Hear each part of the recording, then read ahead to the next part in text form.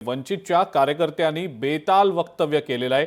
मत मागायला आल्यावर त्यांना चपलेनं मारा अशी टीका अमोल लांडगे यांनी प्रणिती शिंदेंवर केलेली आहे। प्रणिती शिंदेंनी सेक्युलर म्हणून मत मागितल्यास पळवून लावा असं अमोल लांडगेंचं म्हणणं आहे। प्रणिती शिंदेंनी बाजार समितीमध्ये भाजपसोबत युती केल्याचा आरोपही अमोल लांडगेंनी केला आहे। सांगा प्रणितीताई शिंदे या जनतेना, कृषी उत्पन्न बाजार समितीमध्ये आपण कोणासोबत युती केली? तुम्ही सांगणार नाही। वंचित बहुजन आघाडी छाती टोकून सांगेल की तुम्ही बीजेपीच्या सोबत या ठिकाणी युती केली आहे आणि तुम्ही आम्हाला आणि श्रद्धेय बाळासाहेब आंबेडकरांच्या पक्षाला सांगता की बीजेपीची बी टीम आहे।